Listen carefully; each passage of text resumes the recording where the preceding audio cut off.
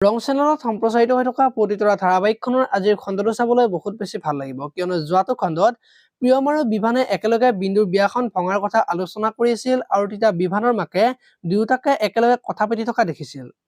আৰু বিভানে অফিচৰ পৰা আহোঁতে অলপ দেৰি হৈ গ'ল বুলি মাকক কোৱাত মাকে তই কলৈকো জনাই মিছা কৈছা বুলি কোৱা দেখিবলৈ পাইছিল। আজিৰ খণ্ডটোত বিভানৰ মাকে প্ৰিয়মক লগ কৰিবলৈ যাব আৰু তেতিয়া মাকে প্ৰিয়মক বিভানৰ তুমি কোন হোৱা তাৰ লগত তোমাৰ সম্পৰ্ক কি বুলি সুধিব। আৰু তেতিয়া মাকে মই তাৰ কোনো নহয়, মোৰ দ্বাৰা বেয়া কামবিলাক কৰিবলৈ বাধ্য কৰায় আৰু সি বিন্দুৰ বিয়াখন ভাঙিলে, তাইৰ জীৱনৰ লগত বহুত খেলিলে আৰু বেদদা আৰু অনুভূতিৰ জীৱনৰ লগত এতিয়া খেলি আছে। সি ভাল মানুহ নহয়, সি বাচি আছে কেৱল মোৰ বাবে, সি এটা ক্ৰিমিনেল বুলি মাকক কোৱা দেখিবলৈ পাব। এইফালে আকৌ বিভানৰ মাক ঘৰলৈ যাব আৰু তেতিয়া প্ৰিয়মে কোৱা কথাখিনি মাকে ভাবি থাকিব আৰু তেতিয়া বিভানে মাকক কি হৈছে বুলি সুধি থাকিব।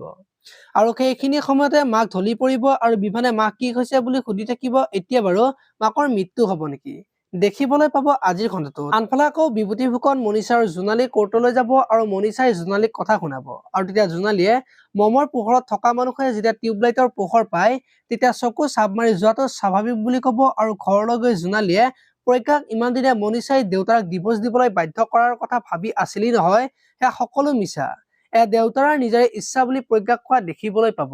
আপোনালোকে পতিতৰা ধাৰাবাহিকখন চাই কেনেকুৱা পায় কমেন্ট কৰি জনাব। আৰু যদি আপোনালোকে এতিয়ালৈকে চেনেলটো ছাবস্ক্ৰাইব কৰা নাই তেতিয়াহ'লে চেনেলটো ছাবস্ক্ৰাইব কৰি ভিডিঅ'টোত এটা লাইক কৰি দিব। ধন্যবাদ।